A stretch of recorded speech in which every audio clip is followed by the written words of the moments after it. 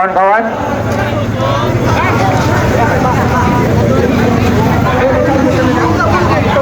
Oke, teman-teman, aku mau ajak untuk kita sama-sama bersolidaritas untuk kawan-kawan buruh yang ditahan waktu merayakan 1 Mei di depan DPR RI. Sekarang ada 4 orang.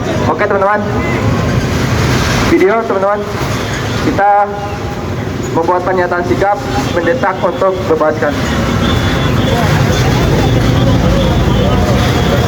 Hidup rakyat, hidup buruh, hidup buruh, hidup tani, hidup perempuan yang berlawan, hidup mahasiswa, hidup pelajar. Kami dari Gerakan Mahasiswa untuk Rakyat, Gerakan Mahasiswa Bersama Rakyat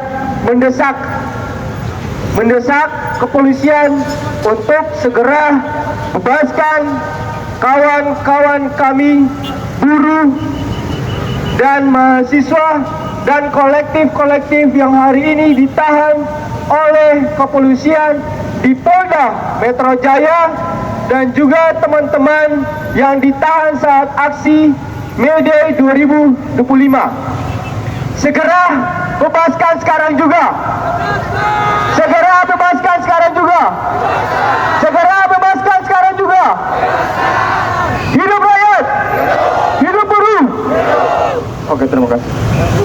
Marilah kawan, mari kita jalan kawan-kawan. Yang kita bisa kawan-kawan. Ikuti dengan kawan-kawan.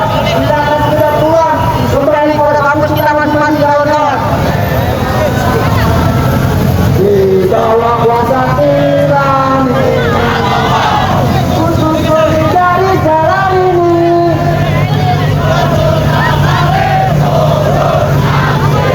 Itu satu langkah pasti. Berjuta kali buruh aksi, begitu satu langkah pasti. Kalian tahu nggak? Kita mahasiswa rakyat di kota bersatu dinasti demokrasi. Beda politik adalah satu cara. Marilah negara yang menghancurkan masa depan pendidikan kita di tengah krisis demokrasi dan krisis keadilan sosial. Pendidikan kian jauh dari nilai-nilai keilmuan dan kemanusiaan. Yang tersisa hanyalah sistem yang menindas, mahal, militeristik, dan anti demokrasi. 1. Pendidikan kian mahal, akses kian terbatas. Pendidikan bukan lagi hak, melainkan privilege bagi segelintir orang yang mampu membayar. Hal ini dilembagakan secara resmi melalui Permendikbudristek nomor 2 tahun 2024 yang melegitimasi kenaikan UKT dan iuran pengembangan institusi IP di berbagai kampus. Kenaikan ini tidak berdiri sendiri, ia adalah bagian dari proyek liberalisasi pendidikan yang tidak berlangsung lama. Sejak kampus negeri dijadikan Badan Layanan Umum BLU dan biaya operasional kampus diserahkan pada logika pasar, bukan pada tanggung jawab negara. Alih-alih memperluas akses kebijakan ini, mempersempit, data BPS mencatat bahwa lebih dari 60% lulusan SMA tidak melanjutkan ke perguruan tinggi karena alasan ekonomi. Ini adalah kegagalan negara dalam memenuhi amanat pasal 31 Undang-Undang Dasar 1945 yang menyatakan bahwa setiap warga negara berhak mendapatkan pendidikan. 2. RUU Sisdiknas dan ancaman privatisasi hak pendidikan. RUU Sistem Pendidikan Nasional Sisdiknas yang tengah dibahas menambah kekhawatiran RUU ini tidak hanya menghapus frasa pendidikan sebagai hak warga negara, tetapi juga membuka pintu lebih lebar bagi keterlibatan swasta dalam pengaturan tegas. Ia juga menghilangkan kewajiban negara untuk menjamin kesejahteraan pendidik dan tenaga kependidikan Indonesia. Dengan dalih penyesuaian zaman, RUU ini dengan terang mengkhianati cita-cita pendidikan yang progresif, mengubah sekolah dan universitas menjadi pasar bebas, bukan ruang emansipasi. 3. Impres nomor 1 tahun 2025, pemangkasan dengan dalih efisiensi. Pendidikan bukan hanya diserang dari sisi kebijakan sektoral, tetapi juga dari instruksi anggaran nasional. Impres nomor 1 tahun 2025 tentang efisiensi belanja pemerintah mewajibkan kementerian ataupun lembaga memangkas belanja operasional termasuk sektor pendidikan. Akibatnya terjadi pemotongan dana BOS, penghentian rekrutmen guru honorer, serta keterlambatan pencairan dana operasional kampus. Dengan dalih efisiensi, negara justru merobohkan fondasi pendidikan publik yang seharusnya dijamin. 4. Militerisme di ruang sipil, ancaman serius demokrasi. Kekhawatiran kami tak berhenti pada mahalnya pendidikan. Saat ini kita menyaksikan gelombang restorasi militerisme melalui revisi Undang-Undang TNI dan praktek kebijakan pemerintahan yang secara aktif mengangkat militer aktif ke jabatan sipil. Sejak tahun 2020, lebih dari 40 jabatan sipil diisi oleh personil militer aktif, termasuk dalam sektor pendidikan dan birokrasi daerah. Ini adalah pelanggaran terhadap semangat reformasi dan TAP MPR nomor 6 MPR tahun 2000 tentang pemisahan peran TNI dan Polri. Militerisme tidak hanya mengancam hak-hak sipil, tapi juga ruang kebebasan akademik. Logika komando yang bertentangan dengan prinsip keilmuan mulai meresap ke ruang-ruang kampus, organisasi mahasiswa dibekukan, diskusi dibubarkan, dan para akademisi dikriminalisasi karena kritiknya.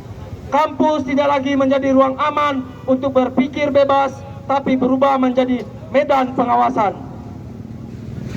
Maka dari itu, dalam rangka Hari Pendidikan Nasional, Gerakan Mahasiswa Bersama Rakyat menyatakan sikap dan menuntut sebagai berikut. 1. Tolak militerisme serta sistem komando masuk dalam ruang akademik. 2. Menolak seluruh campur tangan militer terhadap urusan sipil. 3. Hapus produk hukum anti-demokrasi, termasuk revisi Undang-Undang TNI dan rancangan Undang-Undang Sisdiknas yang mengekang kebebasan dan mempersempit akses pendidikan. 4. Wujudkan pendidikan gratis, ilmiah, dan demokratis untuk seluruh rakyat Indonesia. 5. Cabut Inpres nomor 1 tahun 2025 yang memukul mundur pembiayaan pendidikan publik. 6. Desak Presiden dan Menteri Pendidikan untuk segera mencabut Permendikbud Ristek nomor 2 tahun 2024. Pendidikan bukan untuk diperdagangkan. Pendidikan bukan untuk di koperasi militer. Pendidikan adalah hak rakyat dan hak itu harus diperjuangkan. Hidup mahasiswa. Hidup rakyat Indonesia. Hidup pendidikan Indonesia. Dan hidup perempuan yang terus melawan. Terima kasih. Negara yang menghancurkan masa depan pendidikan kita di tengah krisis demokrasi dan krisis keadilan sosial. Pendidikan kian jauh dari nilai-nilai keilmuan dan kemanusiaan. Yang tersisa hanyalah sistem yang menindas, mahal, militeristik, dan anti demokrasi. 1. Pendidikan kian mahal, akses kian terbatas. Pendidikan bukan lagi hak, melainkan privilege bagi segelintir orang yang mampu membayar. Hal ini dilembagakan secara resmi melalui Permendikbudristek nomor 2 tahun 2024 yang melegitimasi kenaikan UKT dan iuran pengembangan institusi IP di berbagai kampus. Kenaikan ini tidak berdiri sendiri, ia adalah bagian dari proyek liberalisasi pendidikan yang tidak berlangsung lama. Sejak kampus negeri dijadikan Badan Layanan Umum BLU dan biaya operasional kampus diserahkan pada logika pasar, bukan pada tanggung jawab negara.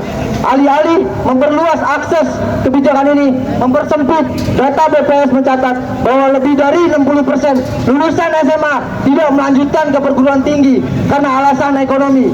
Ini adalah kegagalan negara dalam memenuhi amanat pasal 31 Undang-Undang Dasar 1945 yang menyatakan bahwa setiap warga negara berhak mendapatkan pendidikan.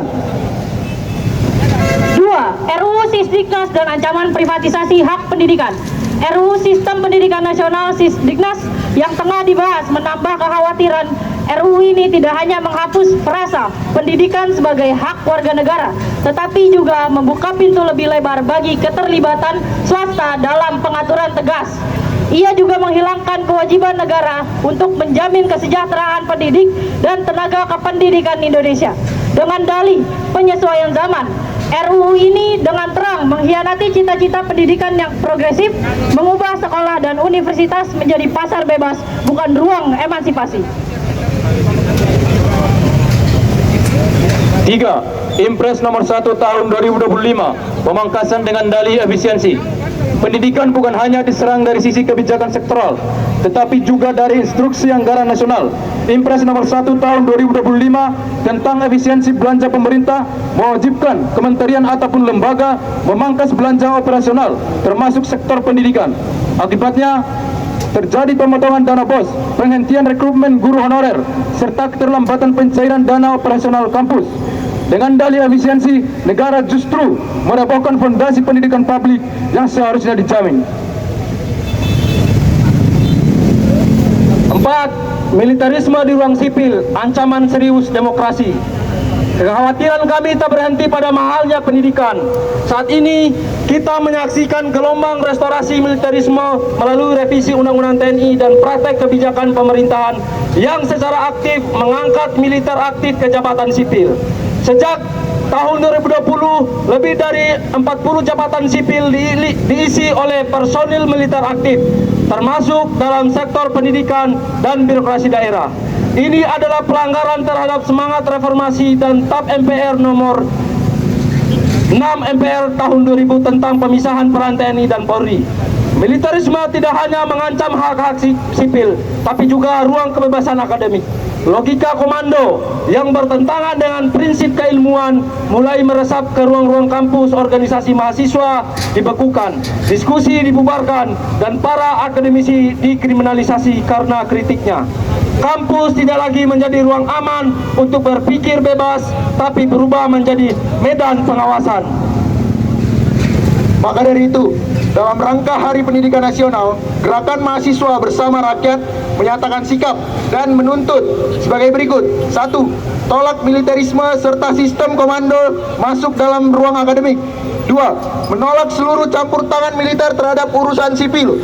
3. Hapus produk hukum anti demokrasi, termasuk revisi Undang-Undang TNI dan rancangan Undang-Undang Sisdiknas yang mengekang kebebasan dan mempersempit akses pendidikan. 4. Wujudkan pendidikan gratis, ilmiah, dan demokratis untuk seluruh rakyat Indonesia. 5. Cabut Impres nomor 1 tahun 2025 yang memukul mundur pembiayaan pendidikan publik. 6. Desak Presiden dan Menteri Pendidikan untuk segera mencabut Permendikbud Ristek nomor 2 tahun 2024. Pendidikan bukan untuk diperdagangkan, pendidikan bukan untuk di koperasi militer. Pendidikan adalah hak rakyat dan hak itu harus diperjuangkan. Hidup mahasiswa. Hidup rakyat Indonesia. Hidup pendidikan Indonesia. Dan hidup perempuan yang terus melawan. Terima kasih.